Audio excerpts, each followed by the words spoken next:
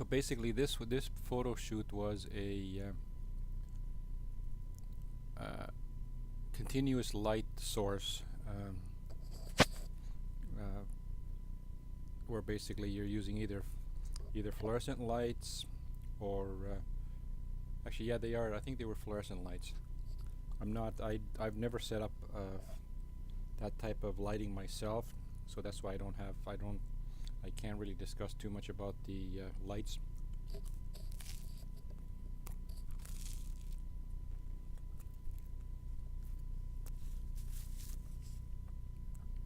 And this set, I just gave it my own name of calling this thing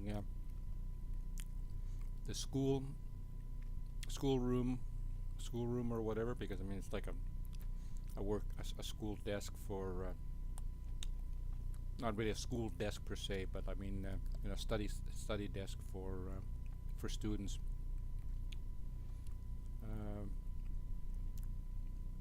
And then this, unfortunately, I don't have wide angle shots of this particular set. This I'm just calling the white set because it had a white background. And this is a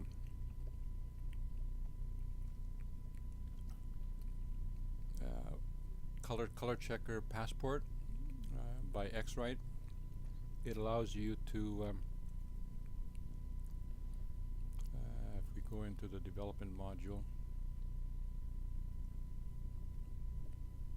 you basically create a profile for the picture,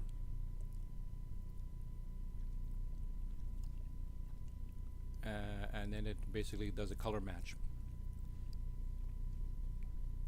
The original,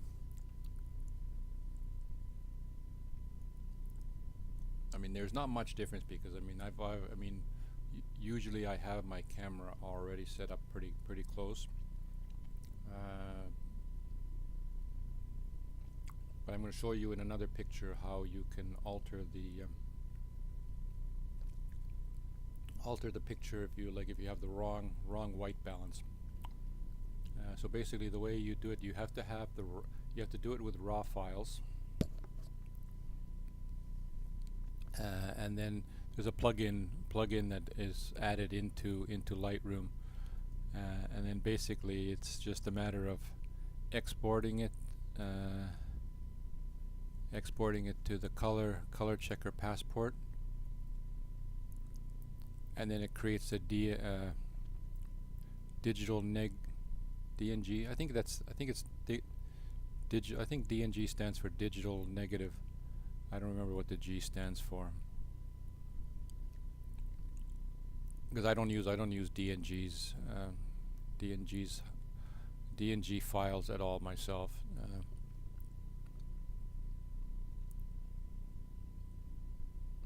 And then it creates a profile over here. It gets added into the various profiles. So I have for the fireplace, which I'll show you that set as well, and school desk. Well, I'm calling it school desk. It's not really a school desk. School desks aren't like that. Study desk. But that was just how I defined it myself. And then the white set.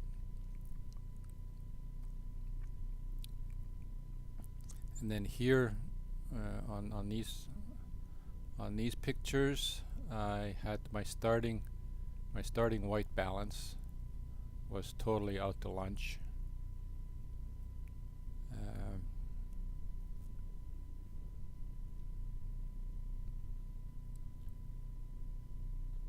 And this one already has the camera lens profile created, as you saw earlier down here. But the white balance is totally out to lunch here. Okay, so basically what you need to do is there's different ways to do it. It's like square number 24. sorry, not 24. There's 24 squares. Square number 22, which is right here, this one. You basically take your eyedropper, which is for white balance, and then you bring it over here and you take an image of the square, and then you'll see that it changes the white balance to match what it should be.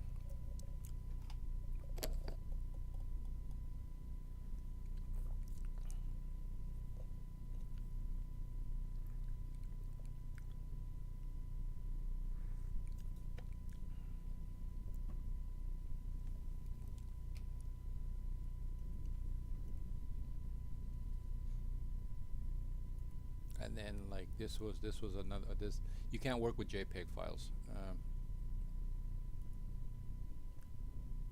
This was another picture that I took, and this one I already had applied the white balance onto. It was only on this particular photo that I had the wrong white balance for my setup. And then this is the this is the school desk set, and the setting up the color checker. I think I used. Okay, so this is what it looked like.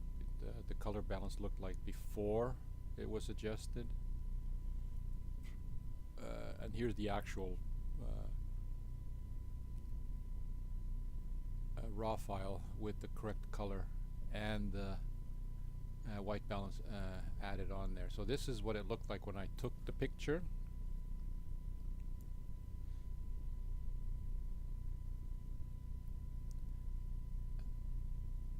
And then when I applied the white balance,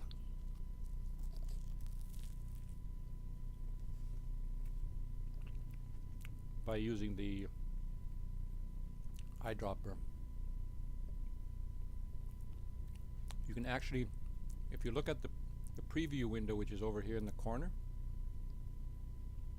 on the left hand corner, and when you move your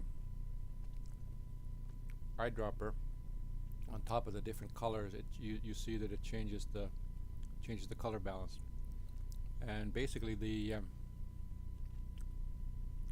there's a special white balance scale on the right hand side of the color checker. Well, in this case it's the right hand, because the color checker is right now upside down. I mean, the orientation of the color checker doesn't matter. Oh, thank you for the host. Call me Miss K.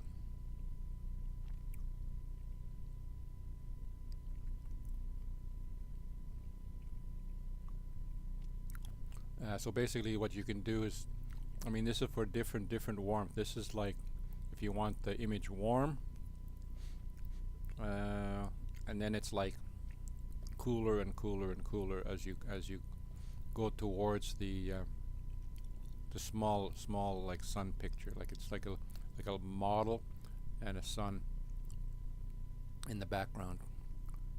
Like in the back, like the little symbol there symbolizes the sun. The bigger sun means that it's warmer. And then for the other row here is for the landscape. I don't remember what the bottom one. It's probably for darker, like where there isn't much sunlight, and when there's more sunlight. And then like this is basically just for, it's your preference, like how you want to set the white balance.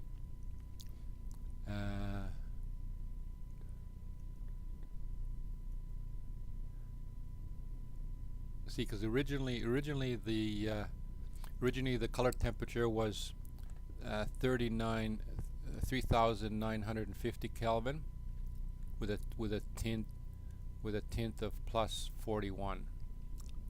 And then when I apply the white balance, it goes to a color temperature of 3,100, and a +3 tint. And then when I apply the actual camera correction, lens correction,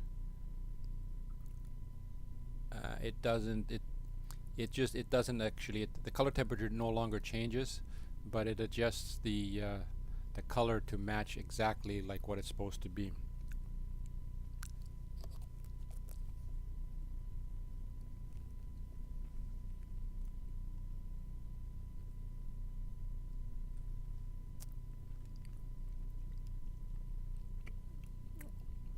Oh yeah, and then the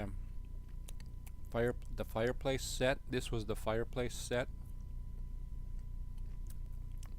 There's actually a you'll see. I mean, I'll show you some of the pictures that were taken on this particular set.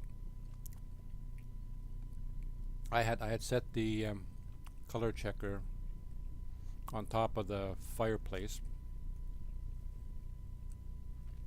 and I think this painting. I mean, I think this painting was. It must have been down on the I can't remember what they call this, the top of the fireplace.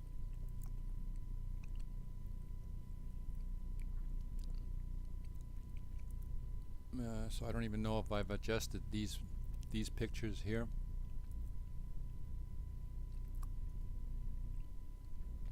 No, none of these pictures are adjusted. I don't think. I think they're like they were shot. Yeah, 3950. Yeah.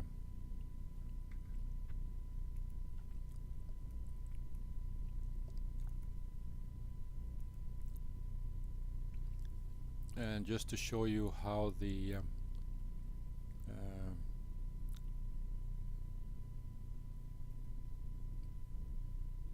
okay, was this this one here? Okay, so what we can do is actually, well, I'm going to be working on this particular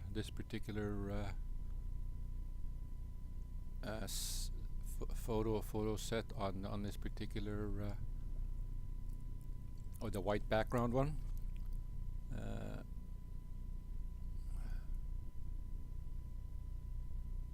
Okay, what I'm going to do is I'm going to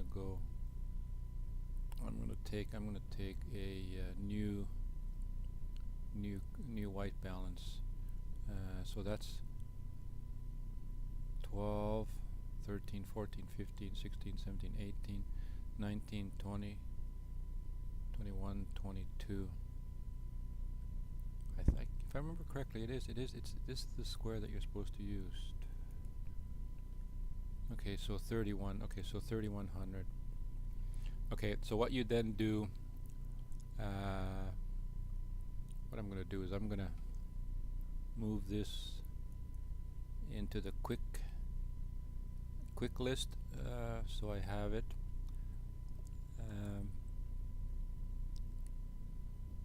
And then what you do is you can add a preset, which makes it easy. Create a new preset and call this white set,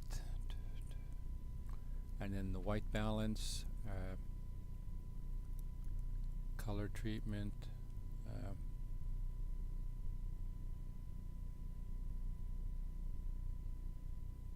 I think I have that. Yeah, I have that. Okay, the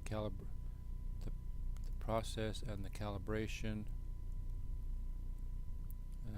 lens correction, tone curve. I'm not using tone curves or clarity. Those are all default. Basic tone. Okay, I don't think any of that has changed, so you don't have to. What I'm going to do is I'm going to create a new. I'm going to call this creative. I'm going to make a new folder for it, and it's be nice if you knew how to spell.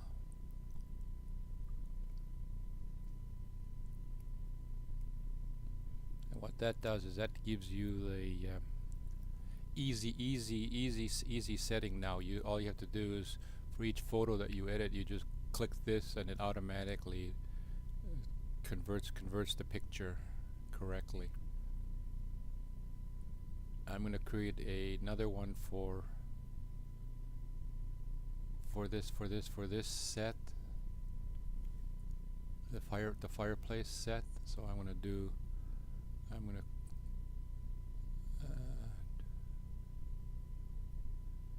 oh no, sorry, I have to do it from over here and call this fireplace,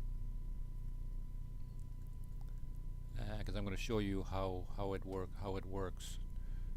So this fireplace. So what you do is you go to a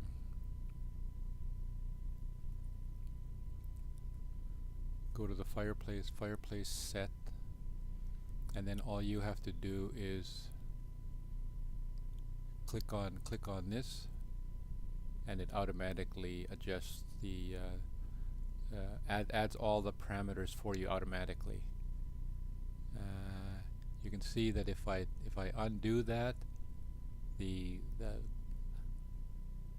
camera lens profile is not there, and it's on Adobe Standard, and as soon as I change it, you notice that it goes to fireplace, and I mean that doesn't change, and then it enables this automatically for you, and also changes the color color temperature as well.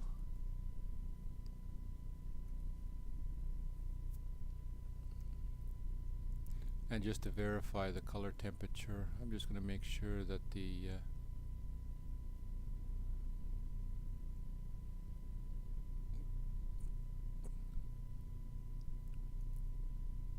color temperature, yeah, it stays roughly the same. So I picked the right one last night when I was setting up.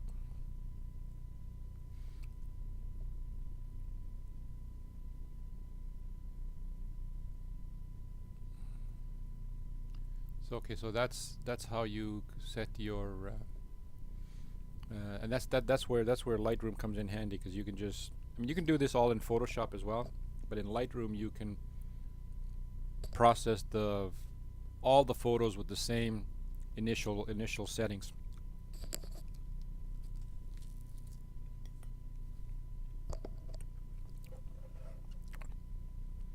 Whether you have one picture or 1,000 pictures, you can do them in one shot. You can color adjust them to the profile all in one shot.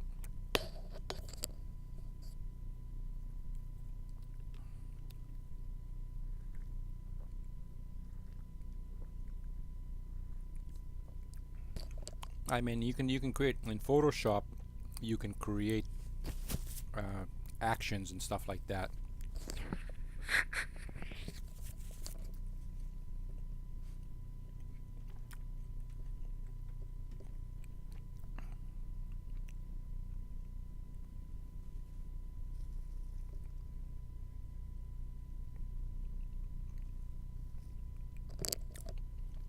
I hope my audio is okay.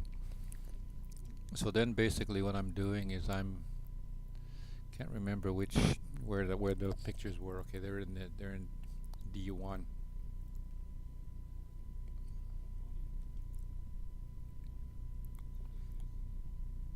Okay, so this is how the picture was shot. And then I'm going to show you, I'm going to go into the development module. I'm just going to show you, and then it's the white set. You can already see when I hover the mouse on top of the white set preset, you can see the preview window in the top left.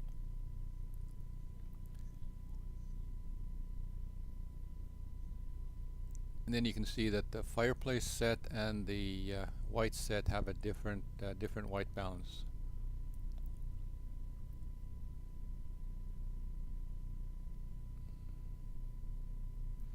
So basically all you have to do is go choose that, and then it automatically adjusts the picture with the correct settings.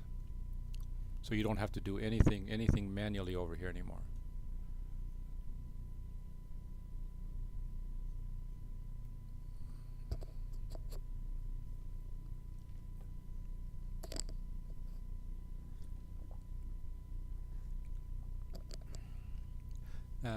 This photo shoot, because it was with continuous lights, I'm not sure if there's, I can't remember if I have it, if I actually have any pictures of the actual set. I'm just going to scan to see if I have any pictures of the actual full set.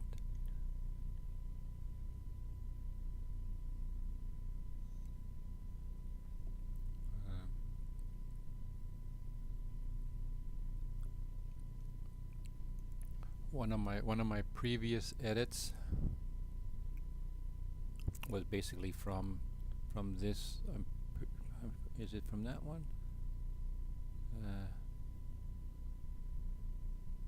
Oh no, it was from this one. So basically this was the original shot taken in camera.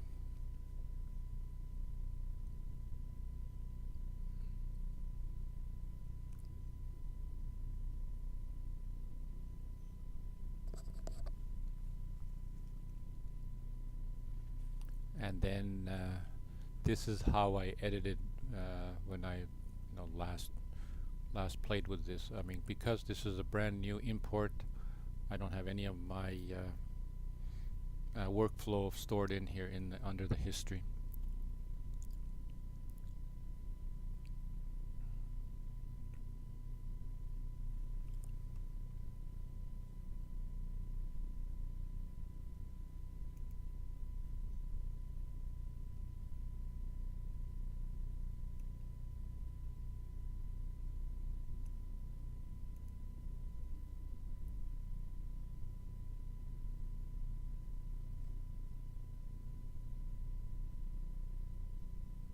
Can't remember which one. Okay, was it this one or was it this one?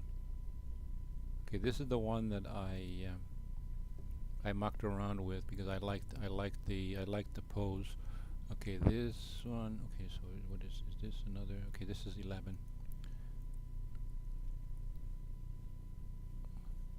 Okay, so this is the original shot. Okay, now I can describe the set here a little bit.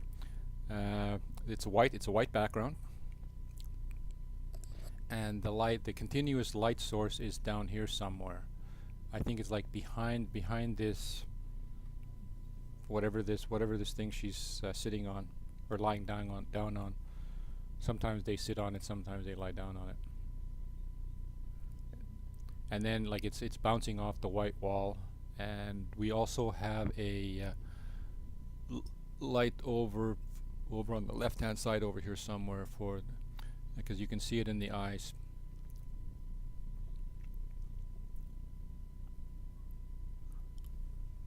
And then this is the reason I picked this particular photo set.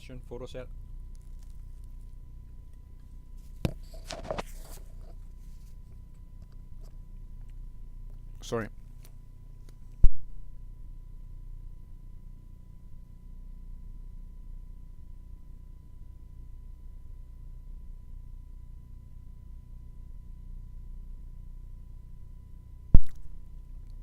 I have to make sure that this is not the same as streaming a game.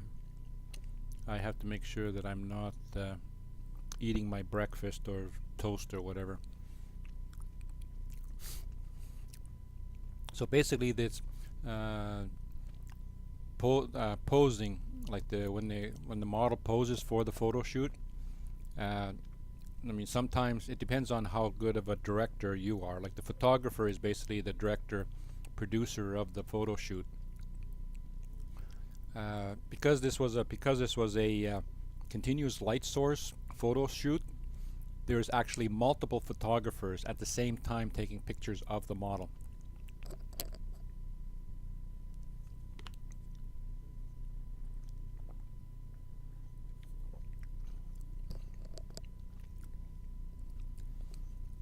So I mean, there I can't remember. Like there's probably I can't remember how many models. I'd have to count. There's maybe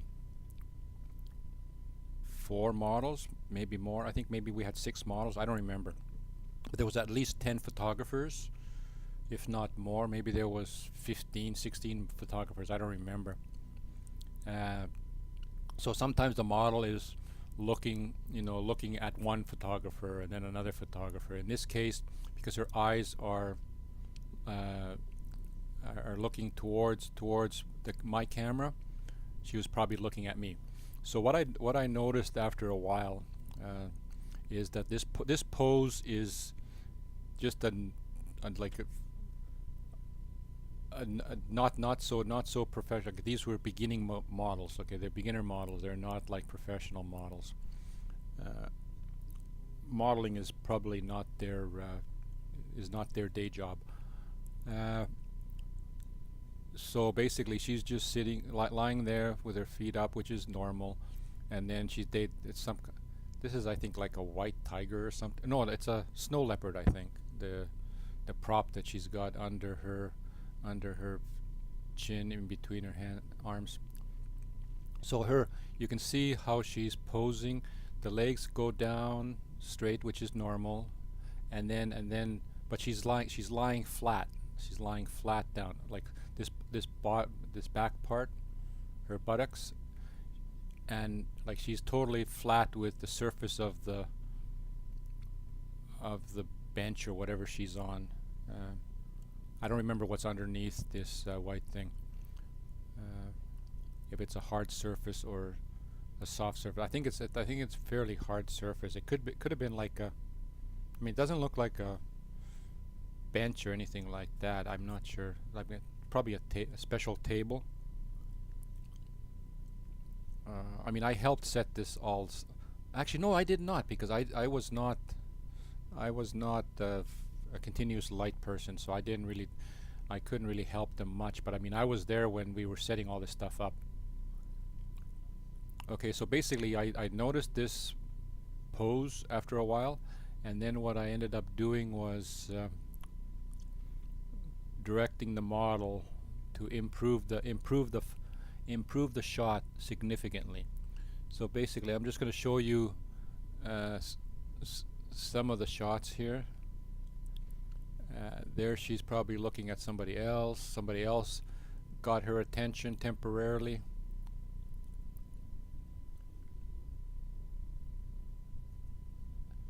And then there she caught my my voice, and then I might have asked her to make her legs like this into a V shape.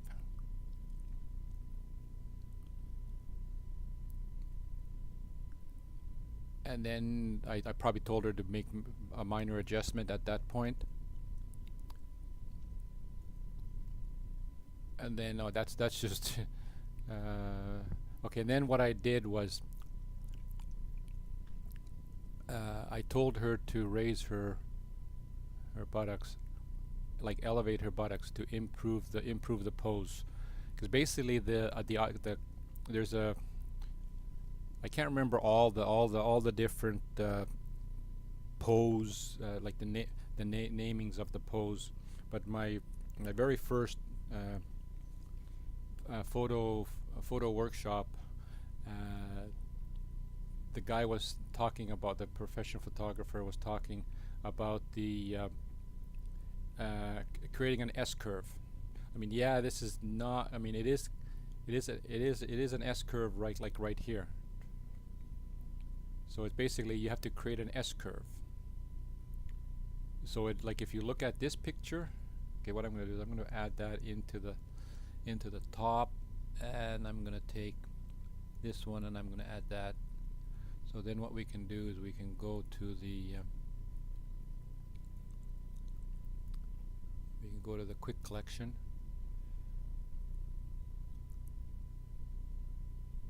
So then what we can do is, like, okay, so this is the pose that the model chose to do.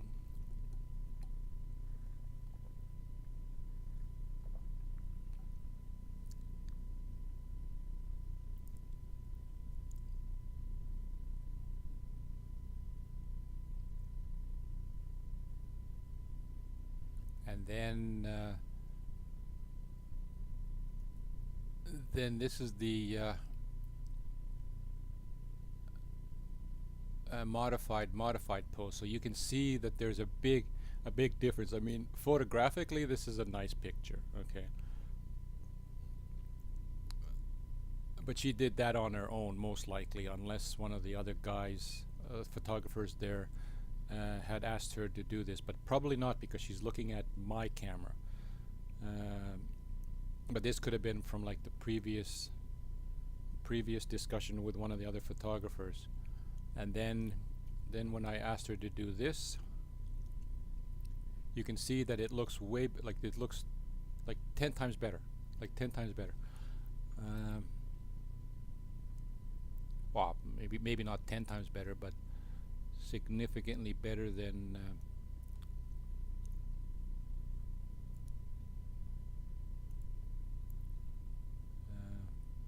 and then I'm going to show you some more of the, like after she got that, we played with the same pose, and here you can actually see her foot in the background, like a shadow of her shoe in the background. So so the light is over here somewhere on the left. Right now it's not.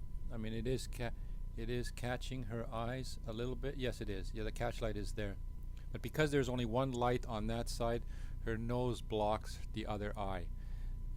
What you would normally do in a case like that is you would add a reflector over here somewhere on the right hand side, so it would reflect light onto the dark side of the face.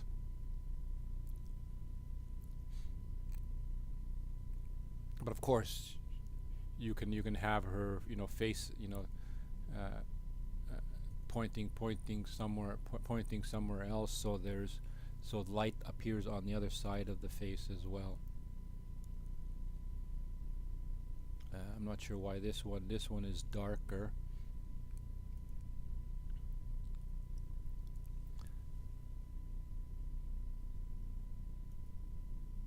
And then she's starting to relax, and then here is here's a shot that I took. Okay, let's see. Okay, so I'm running at 34 millimeters here, and then I zoomed in totally at 85 millimeters. 85 millimeters is roughly the what people refer to as a portrait lens.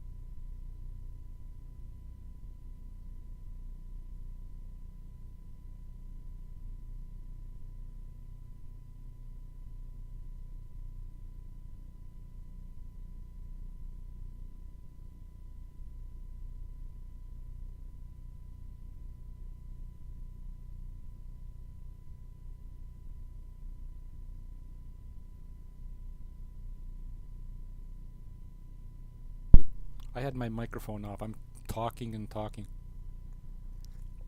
without my microphone. So this is the school set. I'm glad I have preview on my TV, Twitch through my Xbox. This was when we were starting the school set, because this is D1, so this is at the beginning of the. I'm pretty sure I put these things in chronological order. They're the like, I mean, she's just, because there's another model there. I mean, this model was my one. I mean, I have favorite models, like models that I like to photograph, and then other models that, you know,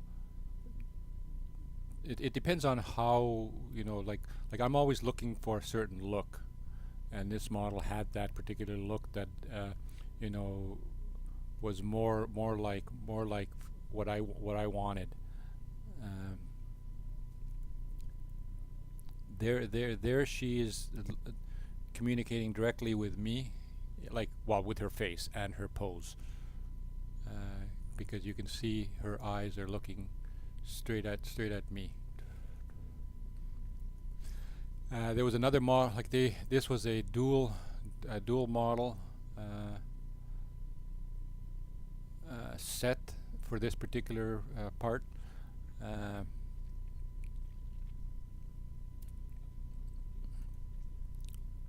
And unfortunately, because of the continuous lights, I don't know how the continuous lights were set up. They were not set up for the model to be on the desk.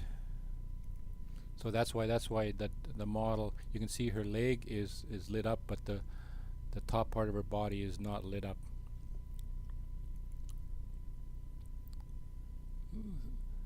So that's why I concentrated on this well, that was another reason why I concentrated on this model more.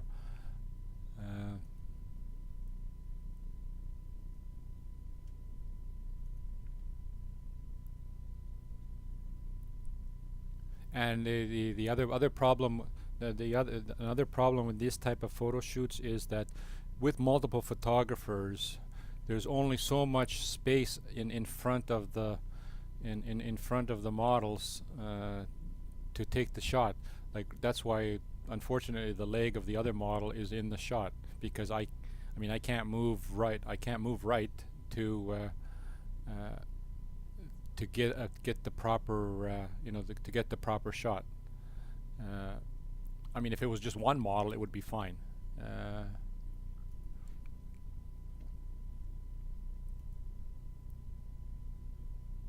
That was probably just her relaxing.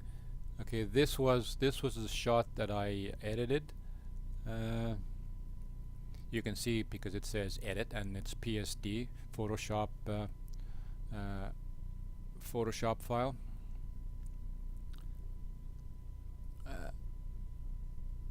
53. Yeah, 53. So basically, this is how the photo was originally shot. From, you know, from camera, and then this is how I tweaked the edit in Photoshop.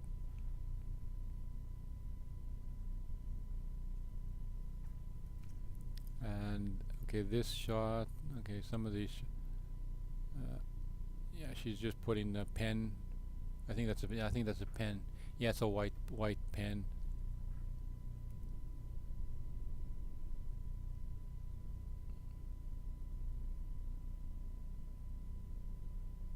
Oh, it's a Staples medium. I guess it looks like medium, a medium pen.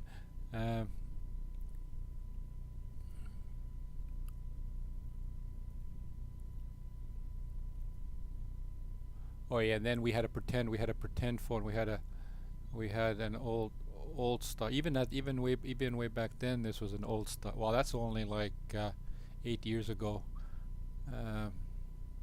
Actually 6 years ago, because was this in December? This was December 27. Wow.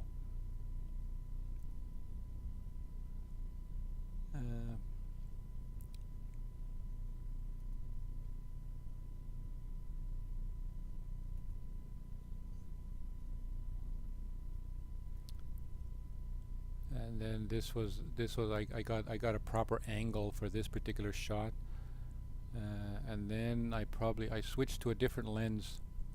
I switched to my cheaper lens, but a zoom lens, 200 millimeter zoom lens, to get really close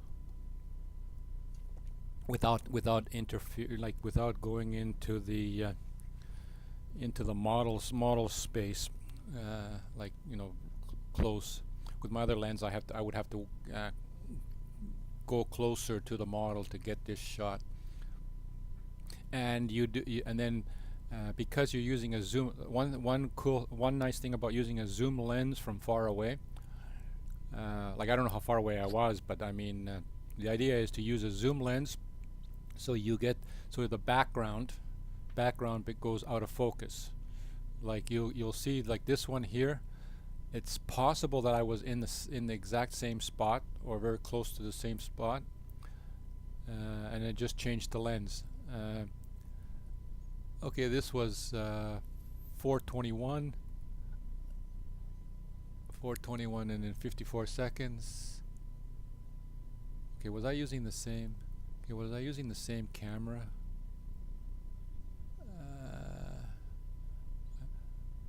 Actually, at that time I only had one camera. That was my main camera. So basically, here you can see the background is in focus. Well, not 100% focus, but I mean, you can see all the detail of the background. On this one, everything is blurry, which is the reason you use a long lens.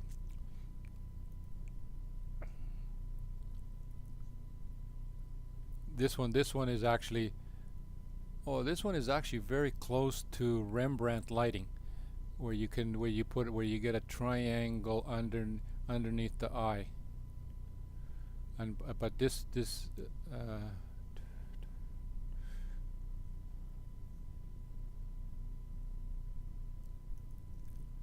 and then this, I might have moved to the other side, to the left side. I don't remember where I was physically. And then this is an edit of this particular shot. Like, this is how I took the shot, and then I changed it. I changed the white balance. I don't remember what. I mean, I can't even check because this is a Photoshop file, so I don't know what I changed the white balance to. Because it doesn't show you the white balance, or does it actually? Like, I'm just going to check. Does it actually show? No, it doesn't. Yeah, for Photoshop files, once you've converted them to Photoshop files, it doesn't show you the white balance.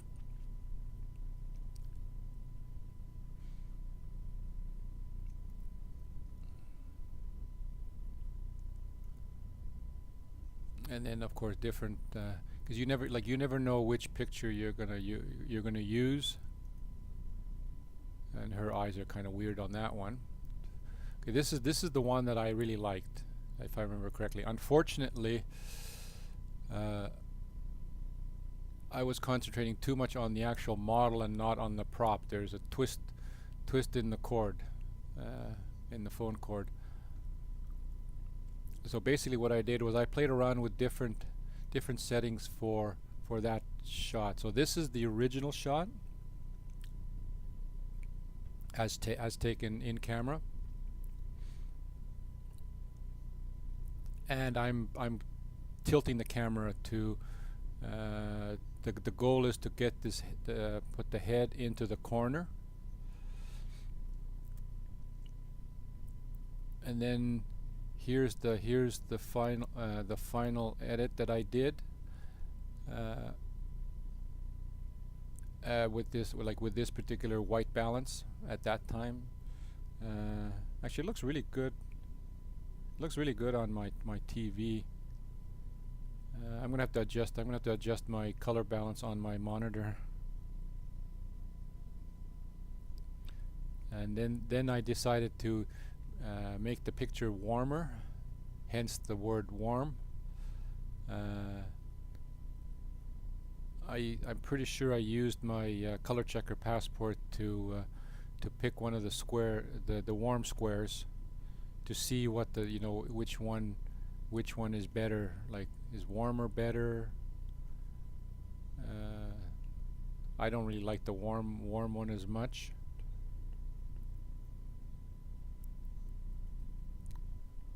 And then let's see how many more shots here.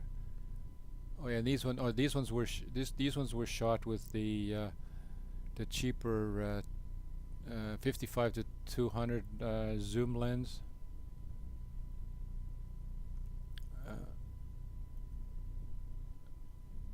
And then here I'm doing more close-up work at 200 millimeters. Her eyes, unfortunately, she might have been. I mean, it's possible because it's possible that she was blinking.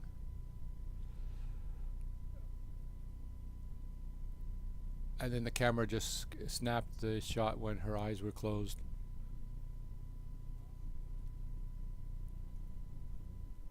Okay, that one was accidentally shot.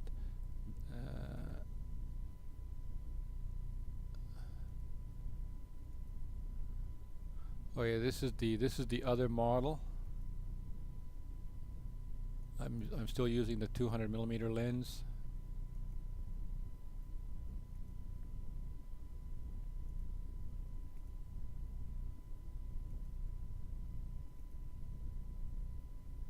There's like, what is that? There's like here, like this is 4:23:50 p.m.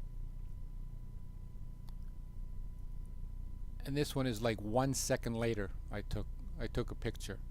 Like if you're using strobes, you normally like in my own home studio, it depends on how you have the light set up, but you have to wait about. In some cases, you have to wait about 5 seconds, roughly 5 seconds. I think I can only do 5 seconds. With the studio equipment that we had here, depending on how you have the light set up again, like what power you're using, they do cycle faster because they got huge heavy-duty batteries, like heavy-duty battery supply. Slash AC power. They got these big huge power sources that can charge the strobe really quickly. And then we added a book as a prop.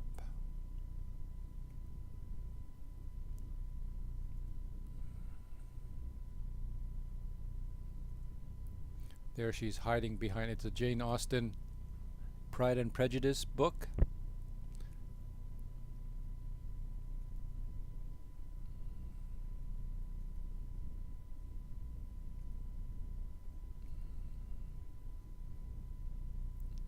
There now the like this my favorite of these two, my favorite model, I can't remember her name,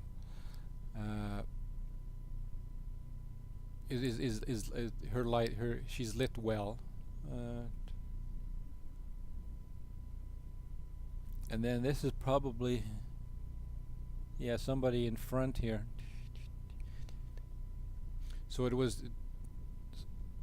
actually set up for I mean, it was definitely set up for two models, but the model has to be in the correct spot to get the light on her face.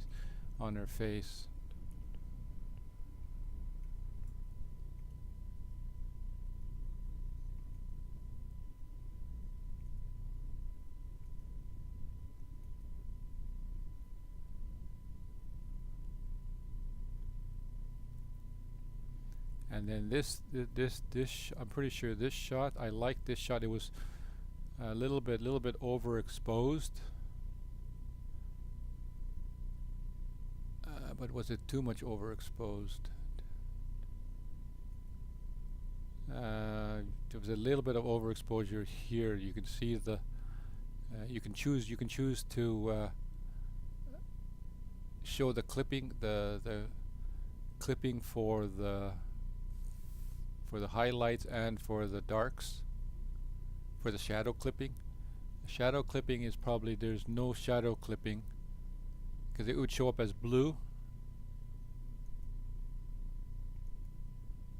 But it's okay for background objects that reflect. It's okay to have those things clip as long as they're not affecting the light on the model. So what I ended up doing was I ended up editing this shot like this, so there's not, it's a little bit of a change, not much, but enough of a change that it's you know, I gave it 3 stars at that time.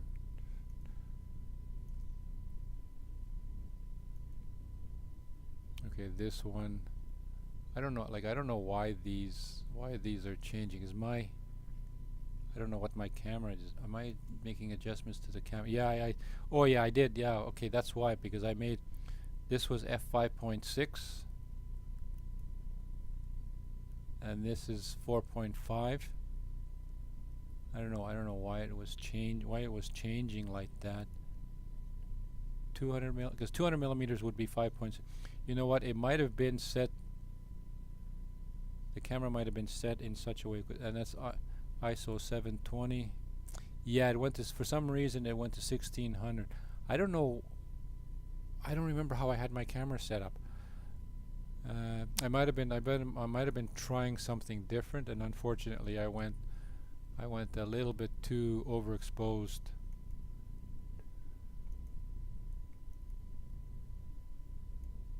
Okay, so basically that's all the shots in here.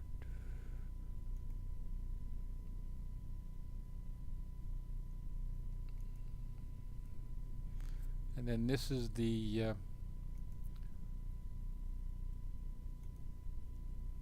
okay, these, these are shots of the different I think if I remember correctly, the this set, the fireplace set and the school set were right beside each other, so you can take pictures of both of them on the same, like close together. Okay, this is the one that's really kind of cool. It's there's a fake fur. I don't know if it's a coat or if it's just like a fur wrap or whatever they call those things, hanging on the in the back there. And if you get, when some of the shots, like this one here, this shot here, it almost looks like she has wings. I don't even remember if at the time when I took the picture, I don't even know if I realized that. But afterwards, because I would not have really necessarily concentrated too much on that particular prop in the background at the time, because these photo shoots, my main concern is getting the model correct, because there's not enough time to work out like angles and stuff like that. And it's also because it's like moving around. I mean, I guess you could ask one of the photographers to move because you want a particular angle, but I mean, so that was the original as shot, and then this is the edited version.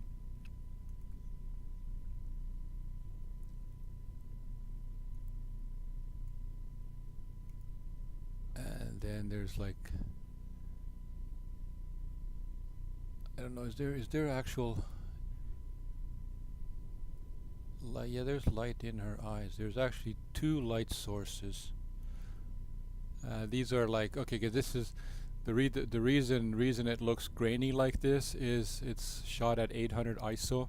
The camera that I was using at that time, I mean, it works. It does good shots if the light is right at 800 ISO. It even goes, I mean, 1600. It's still doing good photos. But after that, it starts starts degrading.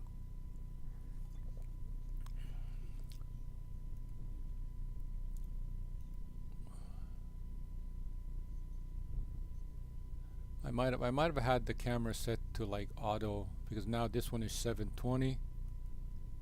This one is back to 800. Yeah, because I didn't want to get the wrong lighting. And then this is the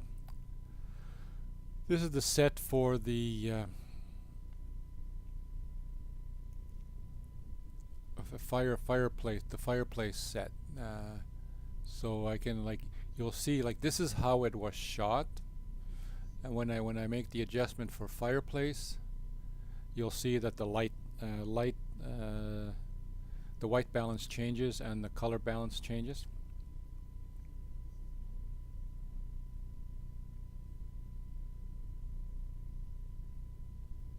Like you may have noticed that the photo, like, it changes, like the size of the photo changes. That's because I'm adding the lens correction. The lens correction makes, corrects for any aberrations and I can't remember what they call that. Like the distortion, like the amount of distortion that the lens has on the edges. So you notice that there's a slight change in the image.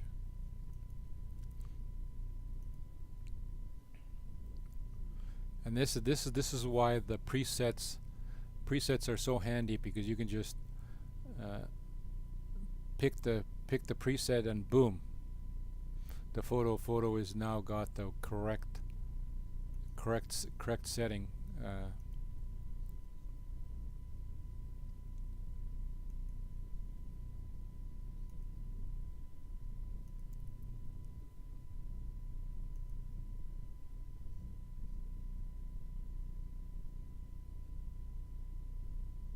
This is actually, I like this shot actually. I'm gonna give this a 4-star rating. I'm gonna highlight it in red as well.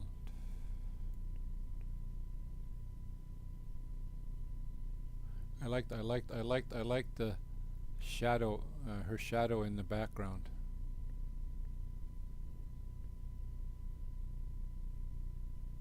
I don't like the shadow on the fake fur, but the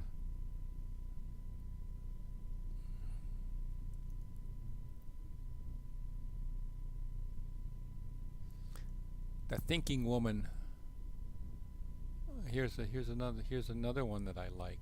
Unfortunately, it's the shadow's not all there though.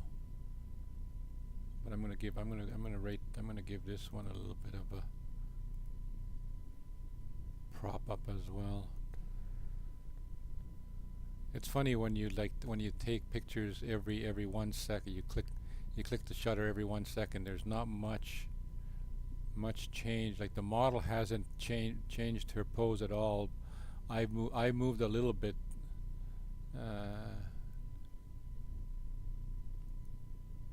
See, there's another 1 second. So now another photographer is talking to her, so she's looking in a different direction. But sometimes these ones are better when she's not looking. Sometimes you don't want the model to look at you. You want the model to look somewhere else.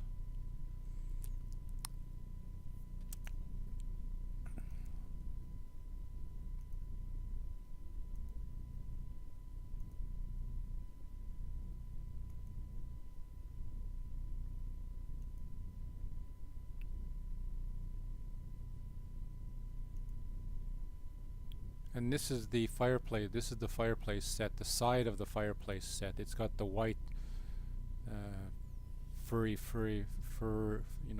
plush carpet. I think this is actually the light source in the corner. One of the light sources in the corner.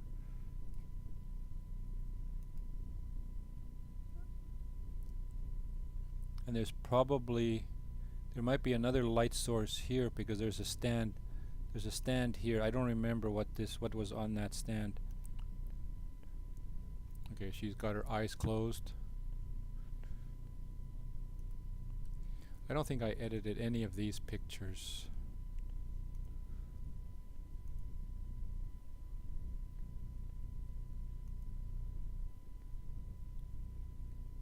And here's something. Okay, here's a little bit about. Of course, the model is looking at some other photographer. You don't want to have photos with the unless you're going for a specific look or a specific reason. You want to have the white of the eye visible on both sides. You don't want the eye in the corner.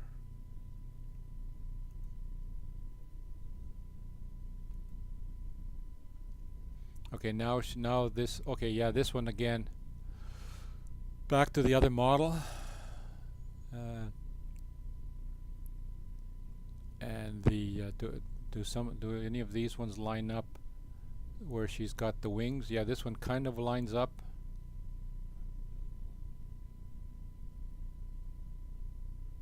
Oh, I never put a profile for the school.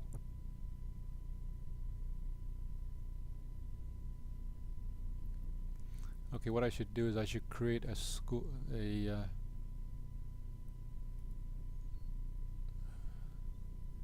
I gotta set up a school profile.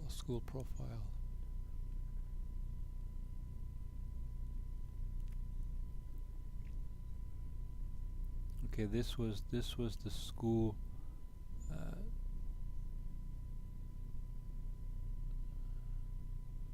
School profile. So I'm going to create a school profile. Call this school.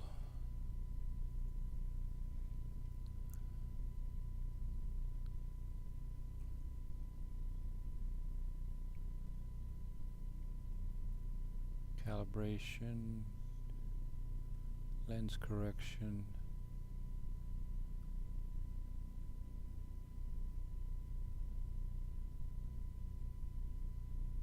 Tone curve clarity. Okay, so that's what I want.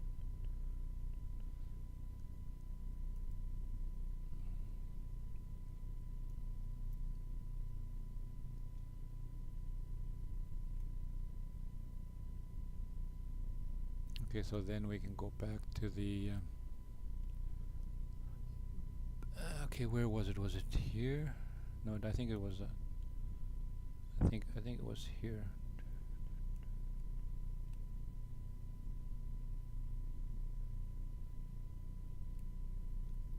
Yeah, here. Okay, so then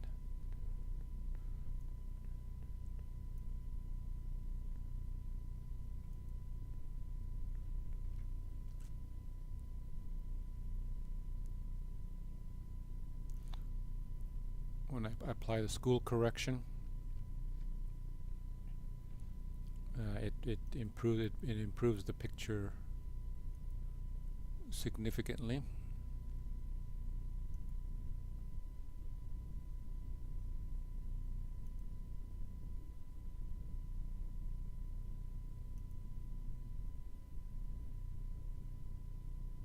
This one actually I like this one. I'm going to give it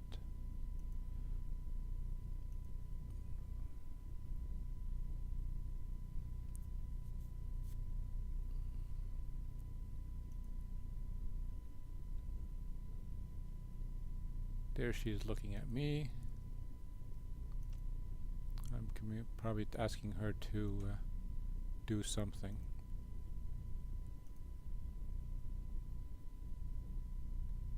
Oh yeah, and then speaking of the curve, she probably, like in that other, when she was lying down on the white set, that might have been maybe the first time she's here. You can see that mind you, she's using a chair as a prop, so a chair will automatically create an S curve. So that improves. Like if you look at oh, I mean, this is of course It's a C curve. You also have a C curve, okay? But of course, with this particular pose, a C curve doesn't really. It adds a little bit, but not for this shot. It doesn't add much. But this one, I don't know. Are there any non-S? And this is even a more drastic S because she's got her leg bent.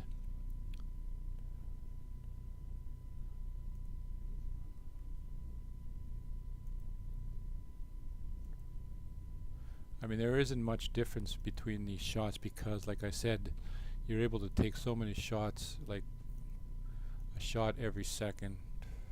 And because it's digital, it's not like you're wasting film or anything. And one of the techniques that I learned years ago was like if you have the model and if to yourself in your own studio, what you want to do is you want to have the model rotate 360 degrees. What you're trying to do at that point is you're trying to find the model's best angle for the model, like the best side for the model. So you basically have her rotate 360 degrees, and it works. I mean, this particular technique works better when the model is not a brand new model. If you have like a model that's modeled for several years and has done professional, has done modeling professionally for a year or two or more, you basically tell the model every time the flash goes off, change your angle a little bit, like just move a little bit, and then you basically have like still frame shots of the model going tick tick tick, like you're doing basically you're doing like a 3D model of the a 3D model of the model, like as she's. I would have to find. I know I have some of those somewhere in my. I'm gonna have to look those up for another tutorial on that particular topic.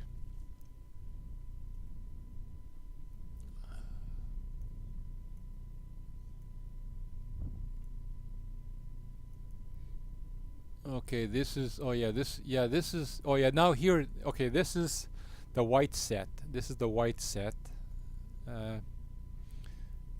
And it is a snow leopard, I think, that stuffed animal back there. I had forgotten that there was two levels. There was the high level and the low level. This is probably some kind. Oh, this is. Oh, it's a wooden platform. It's like it's a stair. It's basically a staircase set. Here you can see the light in the background. So the light was on the ground, pointing at the background, and then the other light was over here somewhere on the left of the picture here somewhere.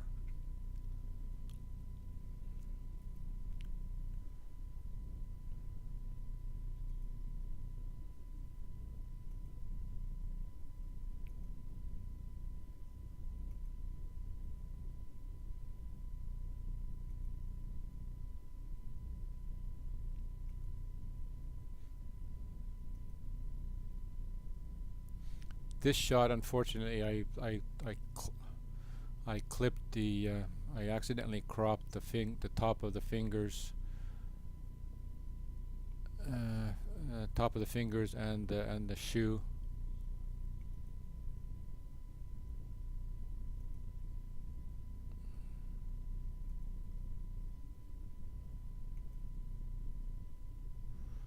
Because the light, unfortunately, the light is not in the correct place. I mean, the model's face gets the light, but the bottom half doesn't get any of the light. Or like the main light is not on that spot. I don't know. I'm gonna just see if there's any shots of this model at the high, if she moved to the higher level.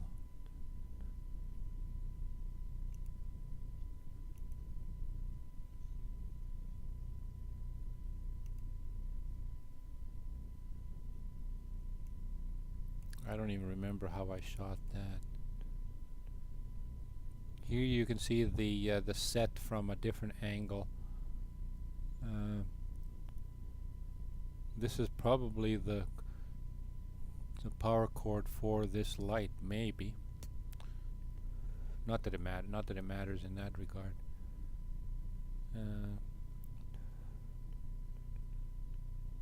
Okay, this shot I really liked, so I edited this one, and you can actually see.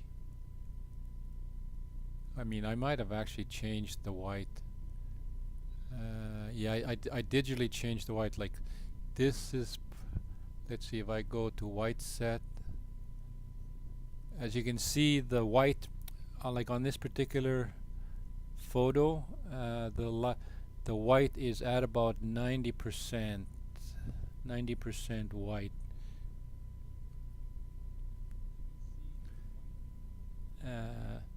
And then when I edited the shot, you can see that the white is now 100% white. That's done in Photoshop.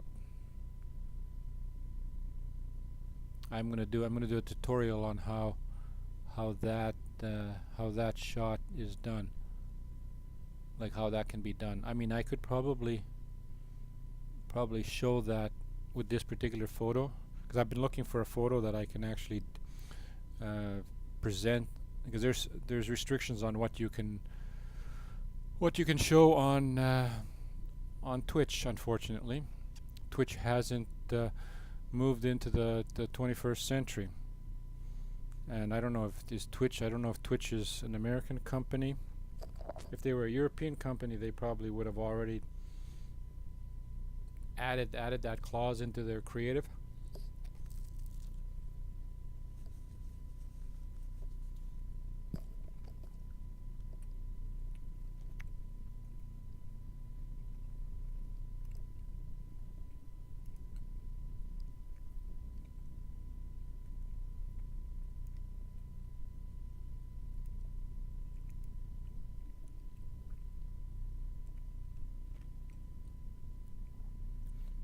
Okay, I found another picture that I like.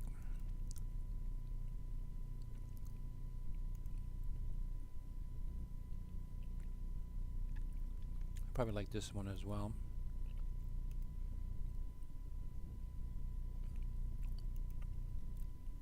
Because this is a different, in Lightroom there is what's referred to as catalogs. I have multiple catalogs. Most of my shots are in a master catalog, but I wanted to isolate the full catalog into the Creative Stream catalog with specific photos, so I don't accidentally show the wrong photo.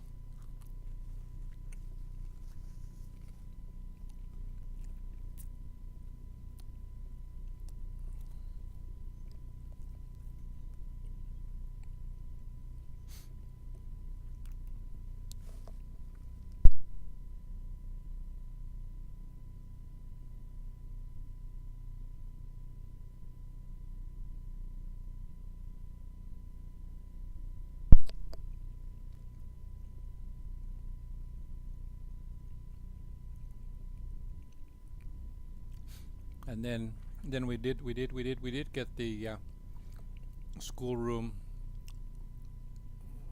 Obviously, real students wouldn't be wearing this kind of outfit, at least not in high school.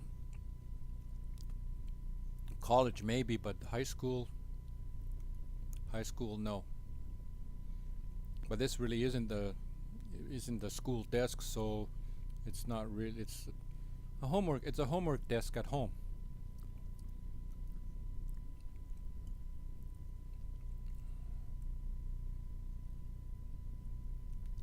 So if I make the adjustment for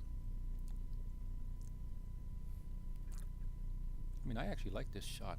I actually like this shot.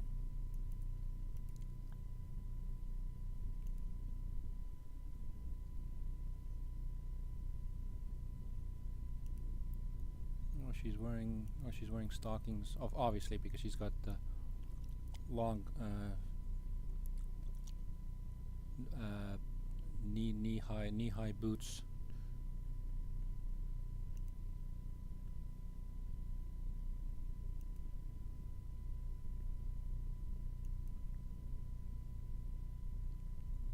This one is probably also good. I tweak the pictures with if I like them, I give them a color label, and I give them a star rating as well. I usually give them like a high star rating on the first pass. This is not a first pass, but for this particular catalog, it is a first pass. So I give them a high star rating, and then I tweak the star rating. Like I go in and look at all the red pictures, and then I make another adjustment to see which pictures I want to continue editing.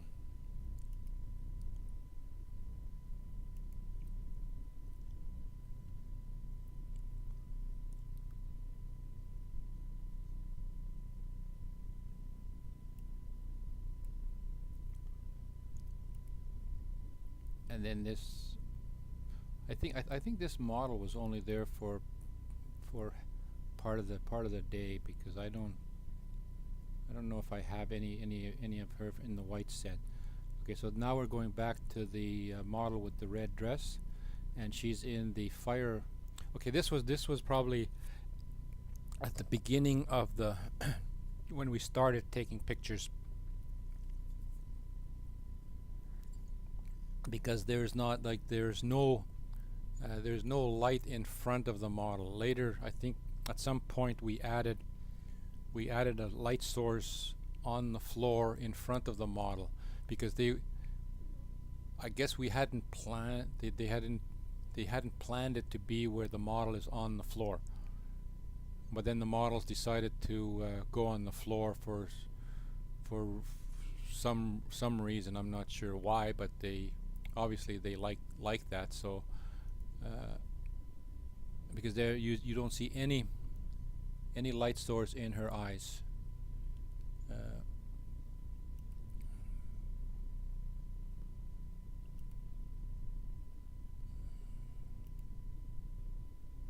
And there's it's probably a photographer's.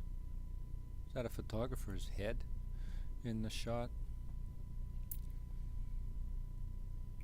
Like I said, because there's multiple photographers, unfortunately, you can't get the right angle all the time.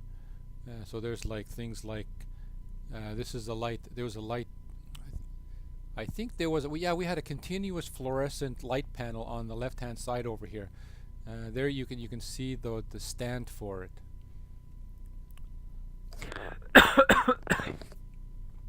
Unfortunately, I don't know if I took any pictures of the actual set. There you can see the model on the.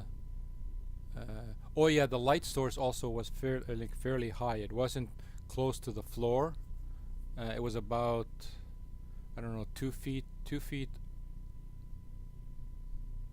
3 feet up, I think, from the floor. I don't remember how high from the floor, so that's why there's no direct light on the floor level.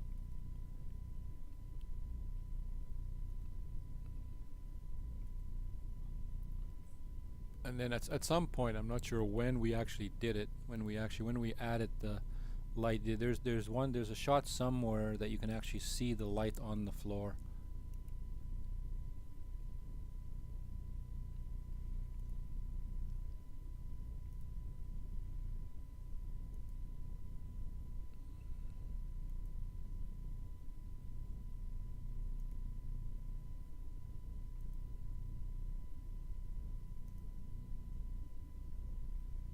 Oh, this is another shot that I liked. I like this pose because it's got the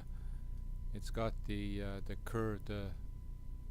Is that like a? It's not quite an S curve, but it's more S than C. I mean, it could even be classified as an uh, A pose, because I mean it looks like kind of looks like an A shape.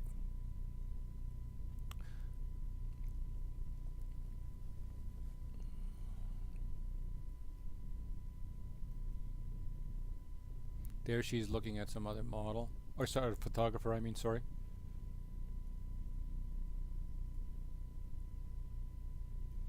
And then here we go back to the. Oh yeah, there was okay, that's why I didn't have. I temporarily, because I mean I wanted to. Any time the like these two sets, the fireplace and the school set were both side by side, so it was easy to move back and forth between the two. I was more interested in taking pictures of this model.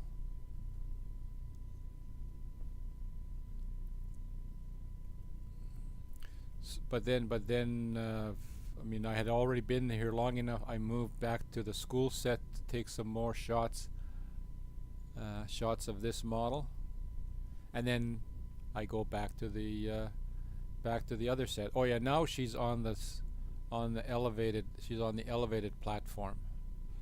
So the light on her will be way better.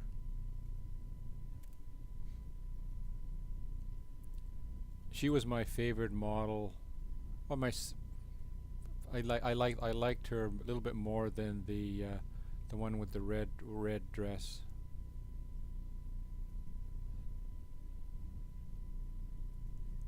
Unfortunately, prior to this photo shoot, I think she wiped out. I don't. Yeah, was this? Yeah, 'cause this was in December, so it's possible that she slipped and fell and she bruised her leg or thigh, like the top, like I can't remember which leg. Hence the pantyhose. I think she's wearing pantyhose and not stockings.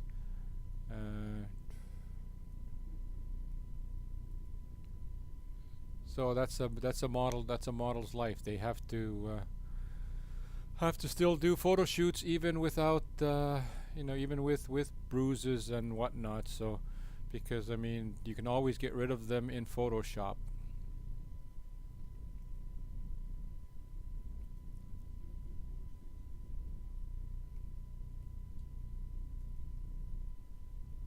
Okay, here I went. Oh, this one is. Oh wow, this is. Oh, I must have shook in the camera like crazy on this one.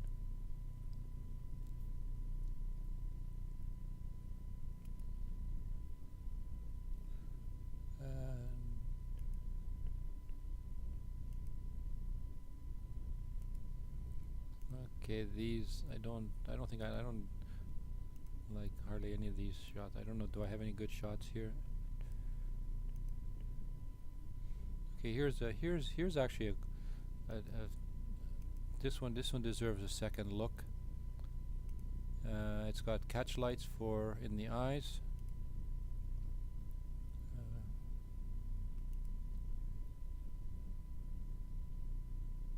This one needs to be tweaked. This one needs to be tweaked to make it brighter.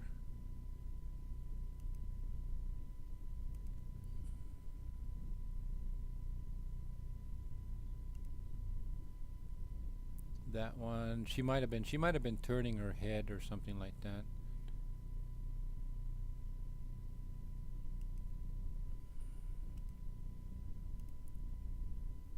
I don't know why she did that pose. The up the nose shots are not very flattering.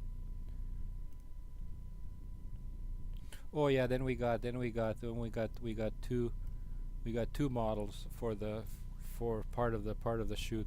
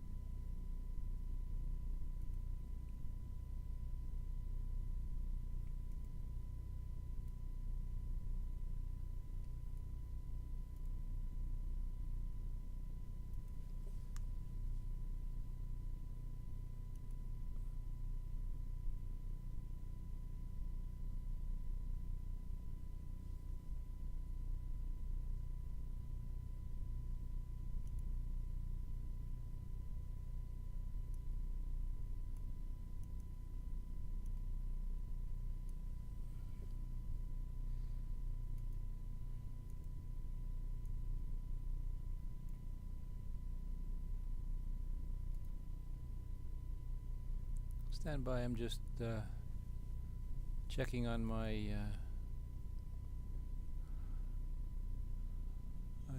where's my I need to make some notes.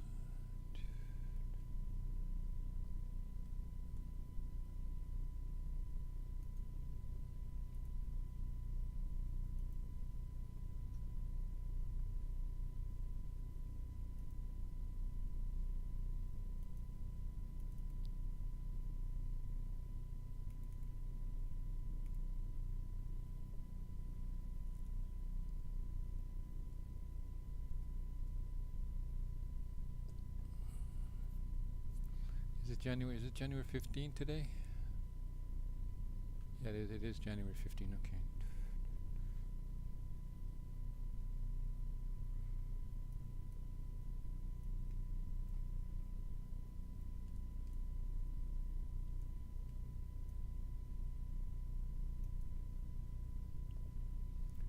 I just want to make sure that I'm only at 68% memory, so that's good.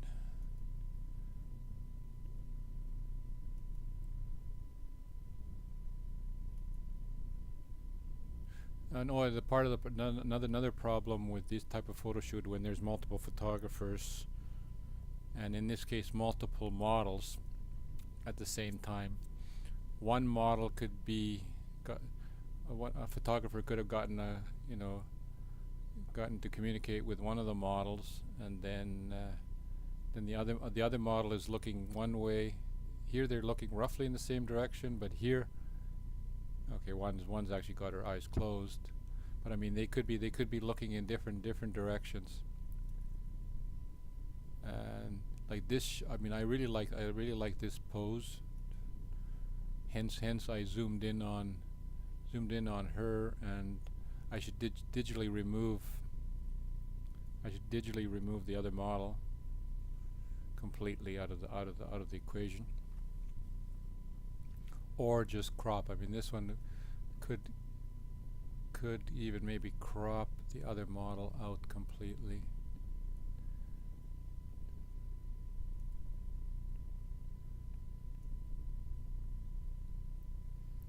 Yeah, you can crop the other model out of the shot completely.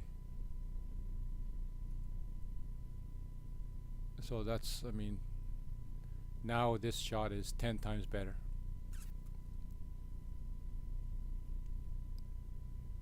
I mean, uncropped it's like that. Cropped it's like that. And then I'm going to put the white set color balance on it, and I'm going to convert the white background. So what I'm going to show you now is I'm going to go into Photoshop. I'm just going to do a quick demo on how to make the white.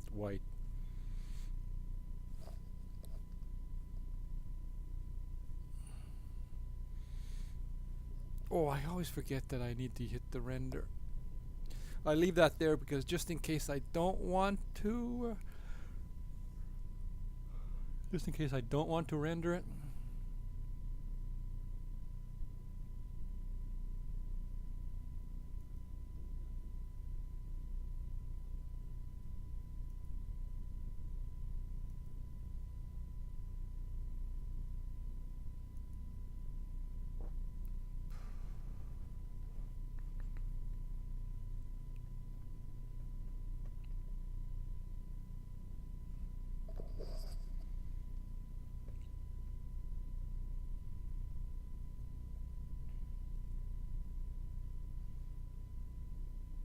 Okay, so this basically is the shot in Photoshop. Okay, so you leave it as, if I remember correctly, you leave it as I haven't done this in a while. I have to remember how I did that.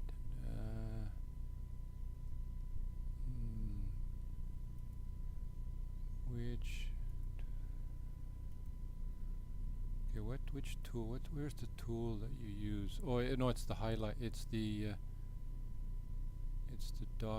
dodge tool.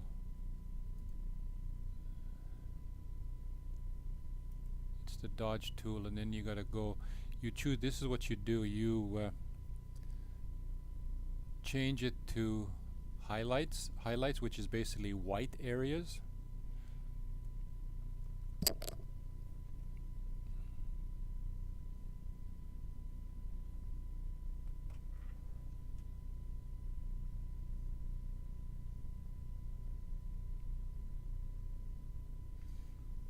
Well, that's weird. Why is that showing on the stream? It's showing the file name in the background. Why is it bleeding? Why is it bleeding through like that?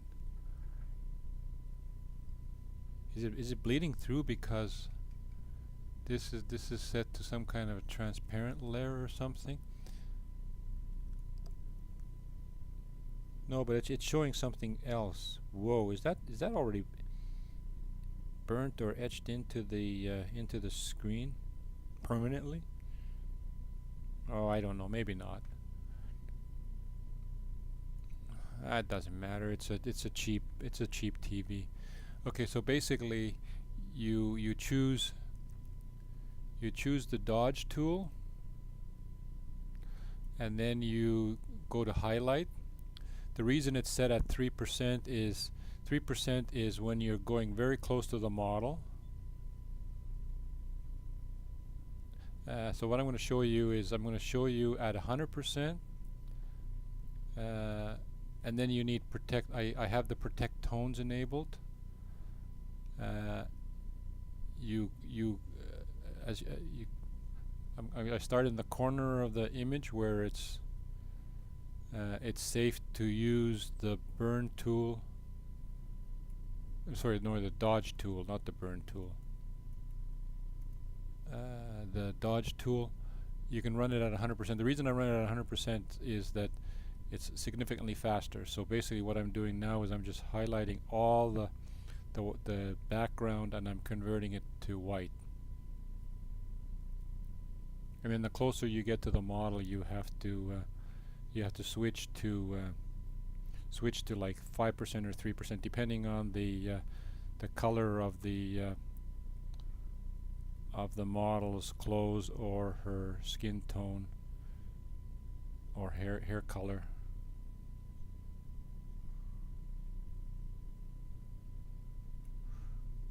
So basically what I do is I get rid of all the easy to get rid of background. So that's all now, like as close as I want to go. And then what I do is I zoom in on the so I'm going to show you the easy part. The easy part is this black part here. So I go to, like, in this case 67%, and then what you do is then you switch to, like, in this case you could probably go to 5%.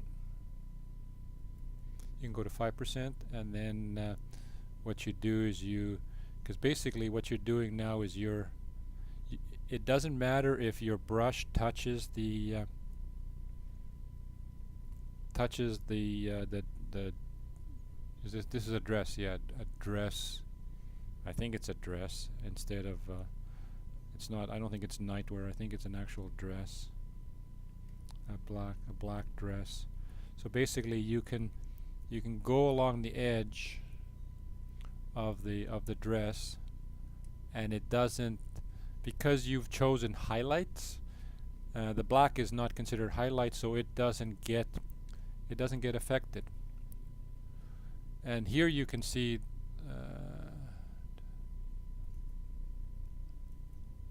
it ended up removing some of the hair because I was at 5%. I'm not sure how low you have to go. 1% maybe.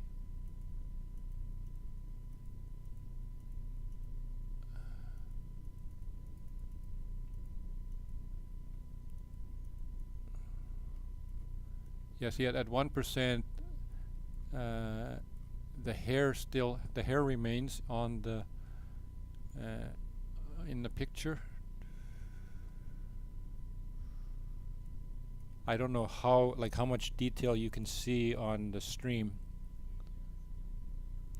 see, the fine hairs are still there, even though I'm converting the background to white.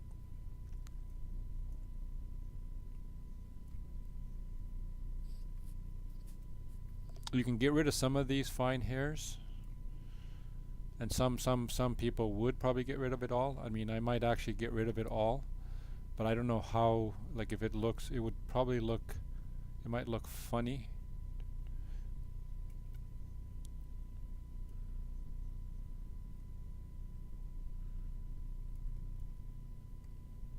And then when you're near the top part of the head, go back up to 3%.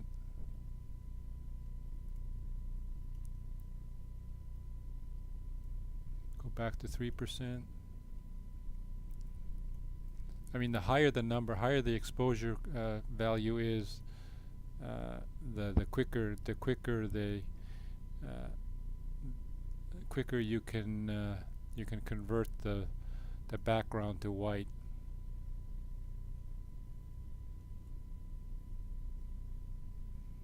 And it doesn't matter if you, in this case, it doesn't matter if the brush touches the hair, because the hair is dark. The only time this technique is, you have to be super careful, is if you're working on a bleach blonde or a platinum blonde. Then it is not as easy to do, because the difference between the hair color and the background color, it's not, the software can't differentiate, so it basically starts wiping out the model.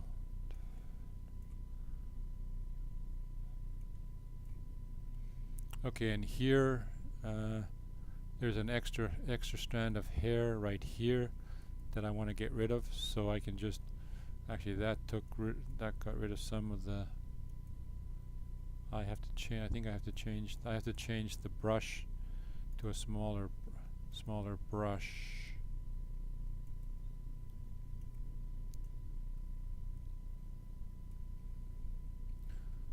Okay, so then let's,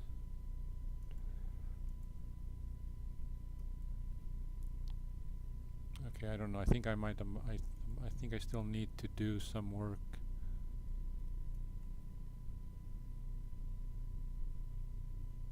And there was a technique where you can actually add, what was the layer, was it a level there? Levels? It was levels, yeah. If you add levels, which way was it? Was it this way? I'm gonna have to find that tutorial again.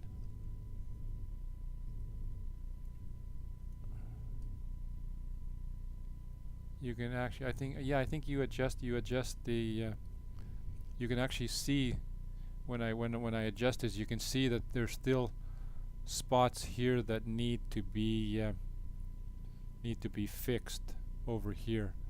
So you go back to like 4%, and you can see, and then basically now I'm working on the left hand side. You can actually see these, like you can fine tune these things.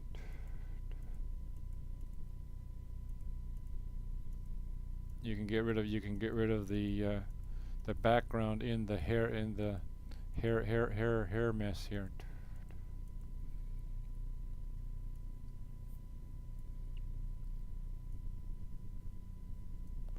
And then I should go to like 1%, so I don't mess up too much.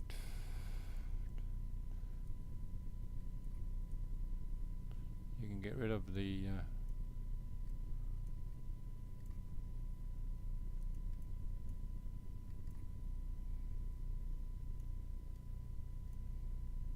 I don't even know what is over there. Why is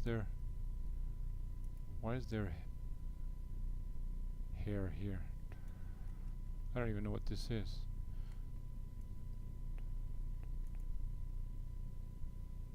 I'm going to go temporary, I'm going to go to 100%, and I'm going to fix this edge here.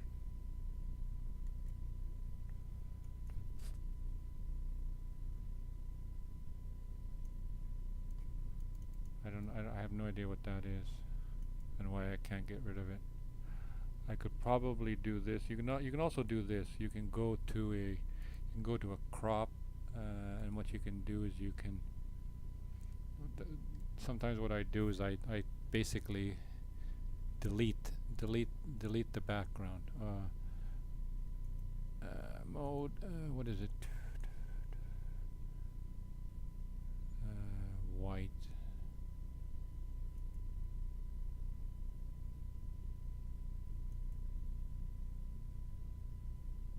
Okay, like, is that actually too? Is this more white than the other white? Okay, where's my histogram? Does it actually show me my? No, here you can't actually see it. It's probably, yeah, it's two. That's not gonna work. Because the other, because it's not actually white. Like, it's not perfect white, so I'm gonna have to undo the crop or the delete. But I mean, you can't really see that in the photo. I don't know where it's coming from. And I don't know why I can't erase it.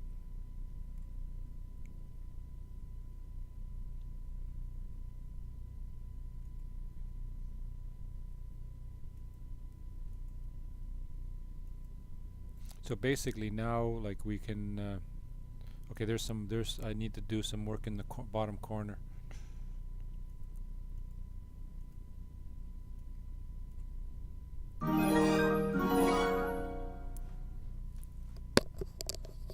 Oh, we got a new follower. That one person 57. Welcome to the channel. Welcome, welcome, welcome.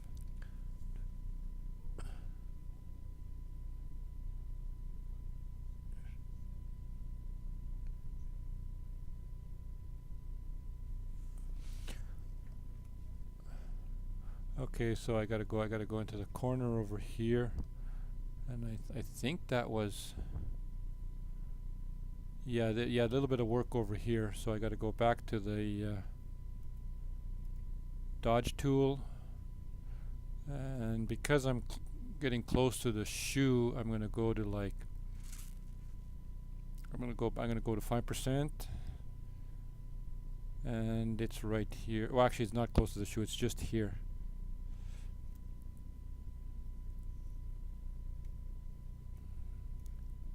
And you have to be careful because the thing that she's sitting on is white as well, so it's, and here's the side effect of having to wear pantyhose or stockings. I mean, fur from the what she's sitting on is getting stuck on her leg here.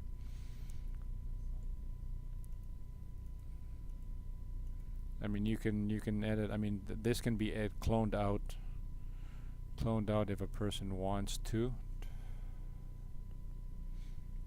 Okay, so basically now I'm just gonna check, because I was using a dodge tool. Hello. I'm just looking at my chat window.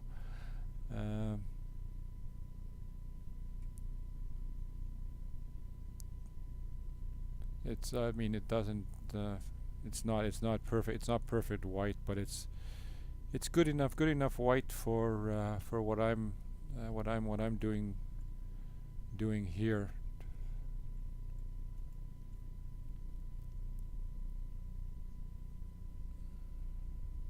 What I can do is I'm gonna save this. I'm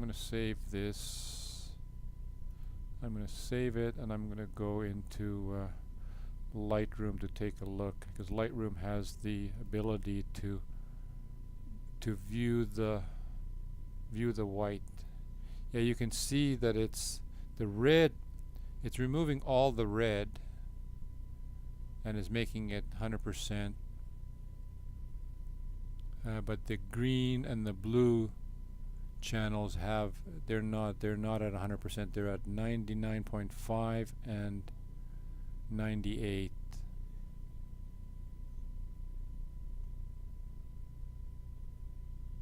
Yeah, here you can see where that red thing was on the edge here, and then you can just, yeah, so it's not what I should have done is I should have because what I sometimes do is I do actually set everything white. You can actually convert the pictures away from background, but then you lose the ability to do the dodging properly.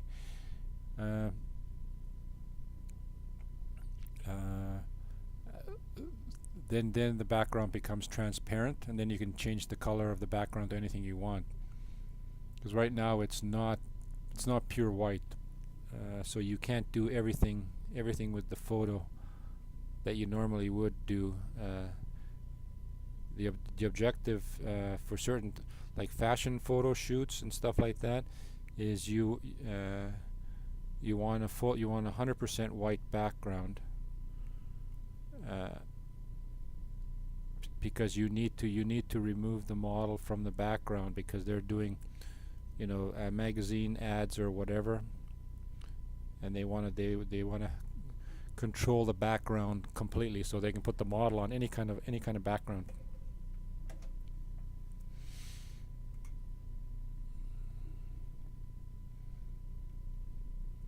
Okay, so now that I've done the main like the back editing of the background, one more look to see.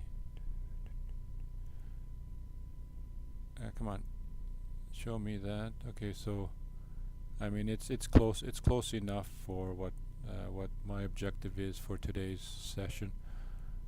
So then what we need to do is we need to go.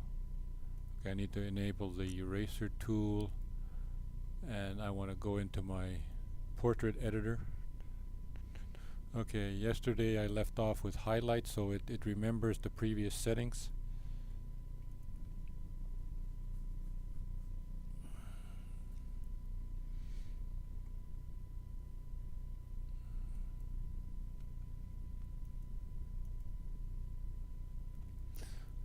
Okay, and then in this case, because it's a higher ISO ISO picture, you want to go to a higher smoothing. How high? I'm not sure. The highest setting looks pretty good. You can compare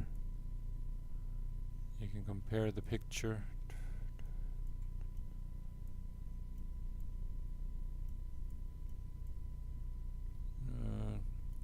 The hair becomes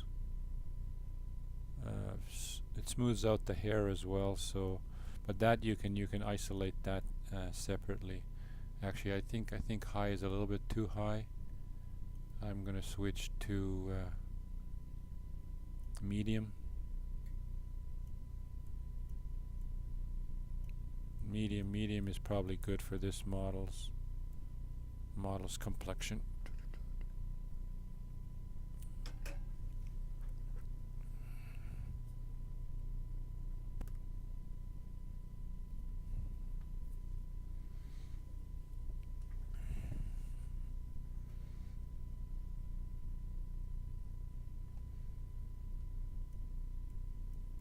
Okay, so I'm going to go full screen on her. And then let's see.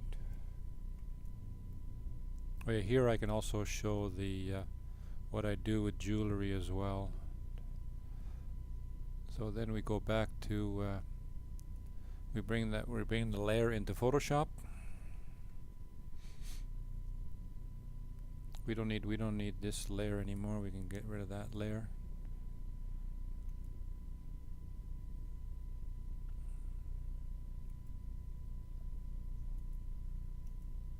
Okay, and then I need to create a sharpen layer.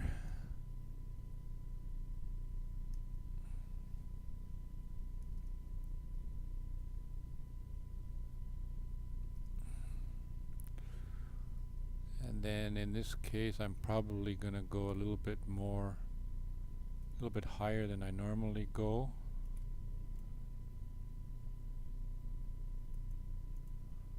I'm gonna go 10, because then I can tweak it.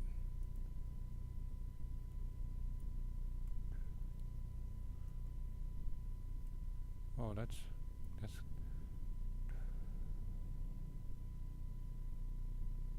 kind of cool. How it creates the. So I'm gonna go to 10. And then we're gonna go convert it to an overlay, and then you can see, like, if we zoom in on the face, you can see the significant improvement on the sharpness of the eyes, and the jewelry gets adjusted as well a little bit. So then what I do is I go in and I remove with the erasing tool, I erase the ring completely from the enhancement layer.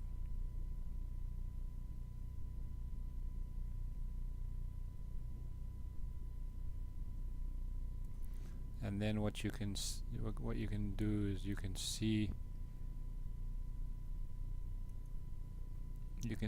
the ring sharpness. It looks way better when it's sharper like that. And then what I also do is, I mean, it's only a small part of the picture, but she's got earrings. Well, they're not really earrings, but I don't even know if they're called earrings when they're not an actual ring.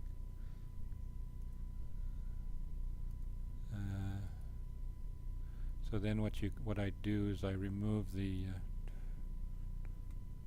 okay, I erased too much.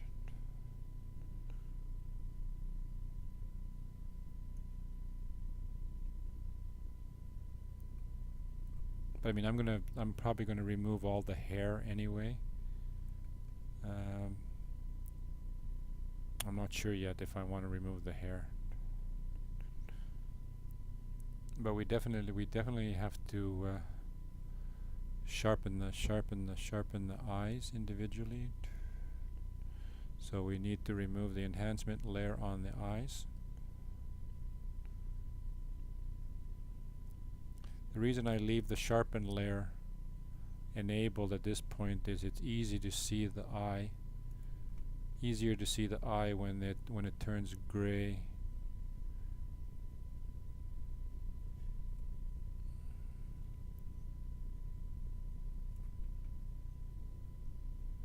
And then the lips.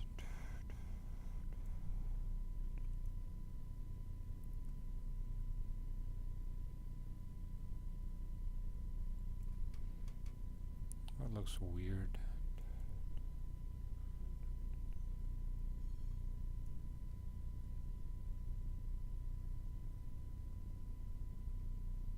But I'm going to remove the gray as well. Like I don't want the lips to be sharpened, but I don't want them affected by the enhancement layer.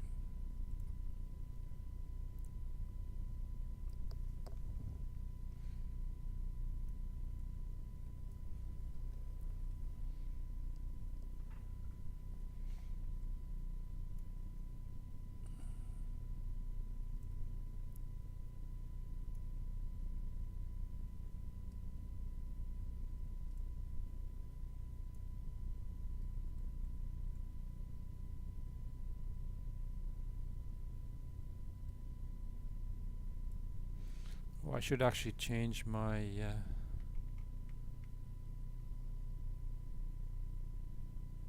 channel to creative. But actually, I'm allowed to be on either channel, creative or IRL. I'm gonna switch to creative. I'm gonna switch to creative.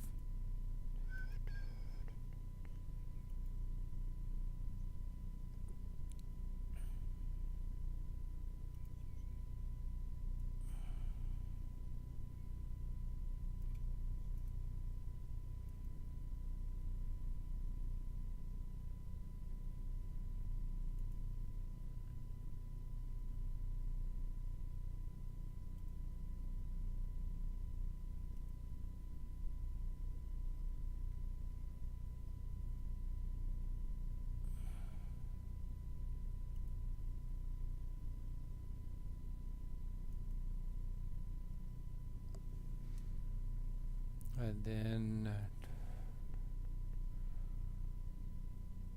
wonder how much memory this thing is chewing up right now. I'm at 85%. This system only has 6 gig of memory, so I wasn't intending on running this, because running Photoshop and Lightroom at the same time, those things chew up a significant amount of memory. It's weird that it doesn't show Photoshop in here for some reason. I don't know why.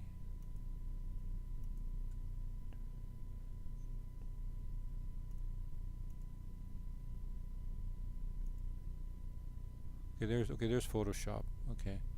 I don't know why it doesn't add Photoshop into the apps running. Maybe because it switches over to background.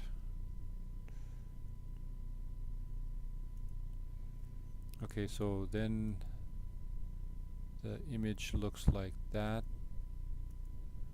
But then I have to also remove the sharpening on the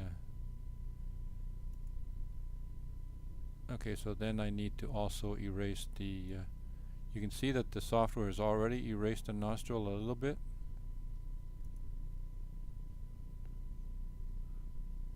But I totally remove it.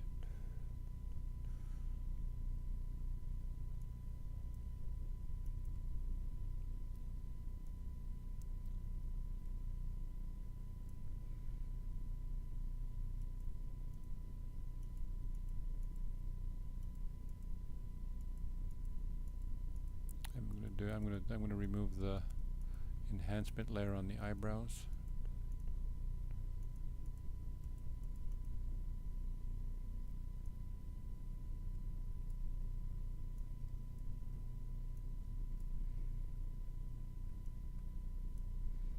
And then I want to see more of the eye, so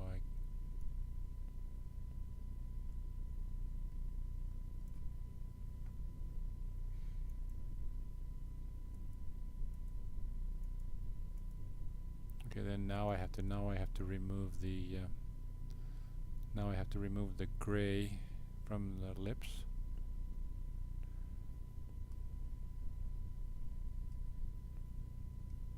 Which is the sharpen layer.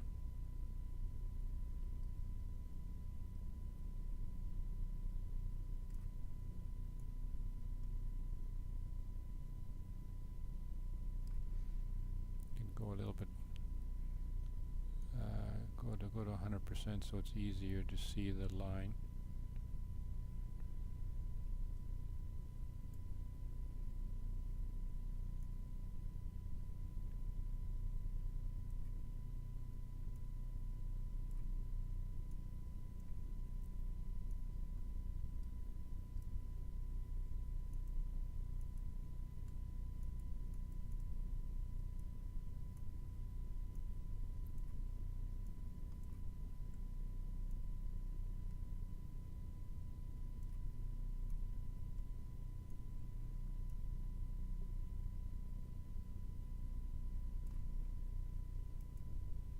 Then you can see now that this So there's a little bit of sharpening happening here. Remove that.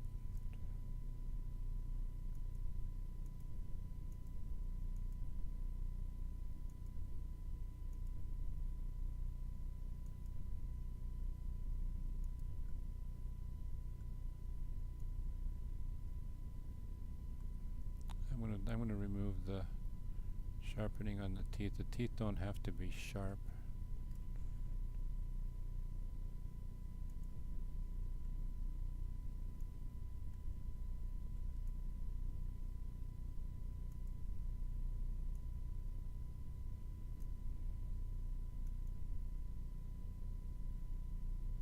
What I should do is I should remove the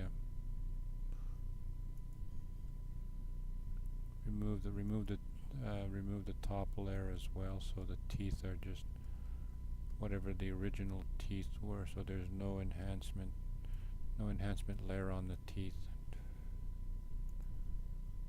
so the teeth look way better. Whoa, that's really bad. I probably have to change the sharpening to like 50%. That looks scary. That looks like this. That looks like zombie night. Zombies are back.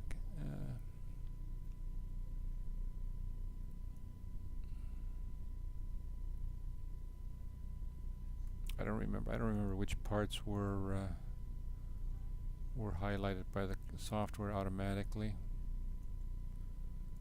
Yeah, the dress is pretty much.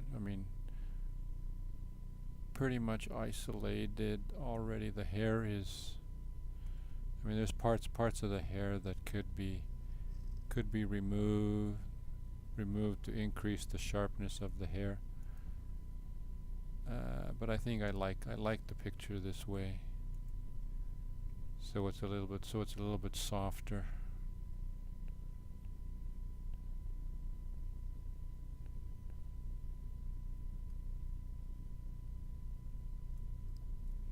I don't know how much are the shoes.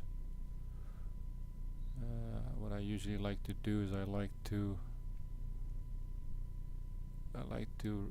enhance the shoes as much as possible. Not that they're even a significant part of this shot, but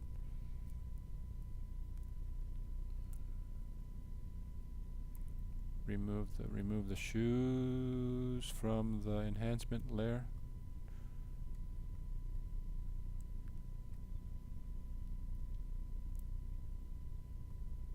Alright, in this case it's only one shoe and a shadow of a shoe,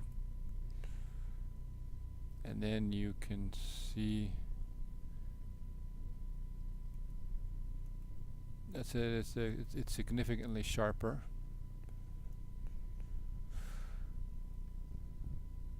Okay, so basically we're done. This shot is done.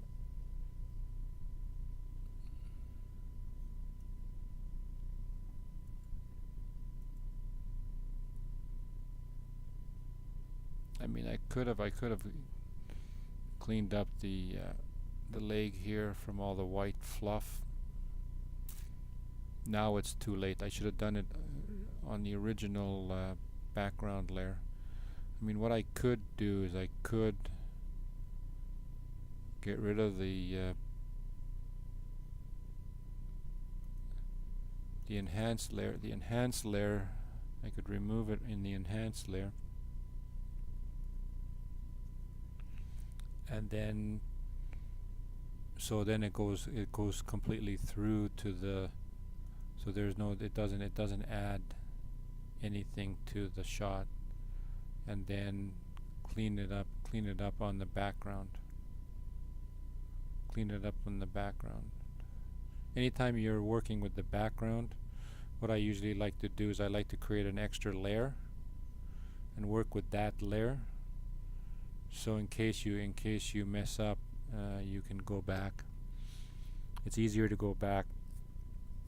There's other ways to. I'm not a Photoshop expert, but there's other ways to to go back as well. You can create snapshots and stuff like that, but I'm not that familiar with how the snapshots work, so I don't use snapshots very often.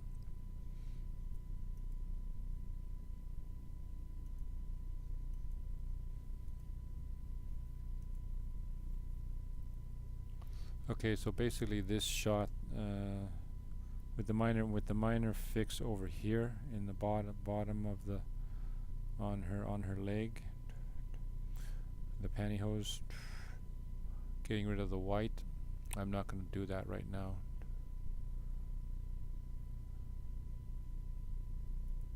So we're going to save this.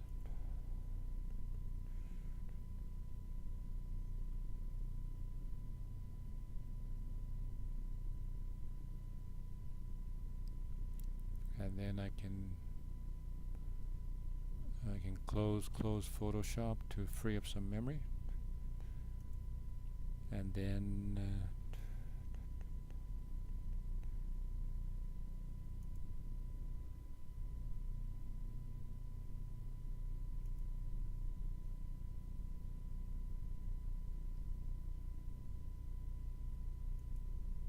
oh yeah, this was the shot where I got rid of the other model completely.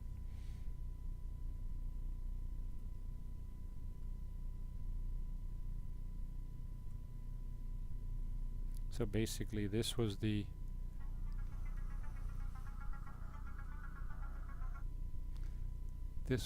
unedited photo,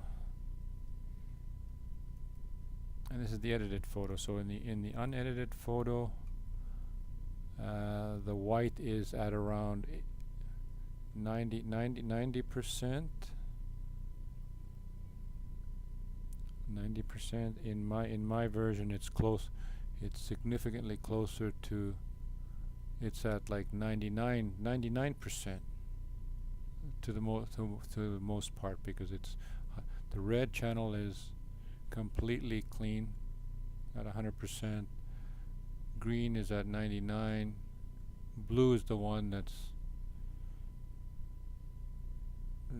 at 98%. So overall, it's like 99%. So it's almost 100% white. So what I'm going to do is I'm going to export this because I like it. I like it a lot. I'm going to go. I'm going to go full size. I'm going to go full size.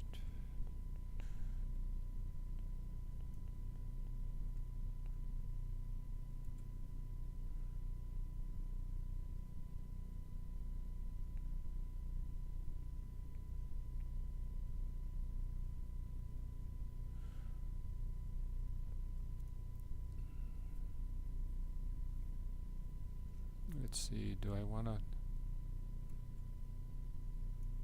I should go quality 100%. I'm going to do 100% quality.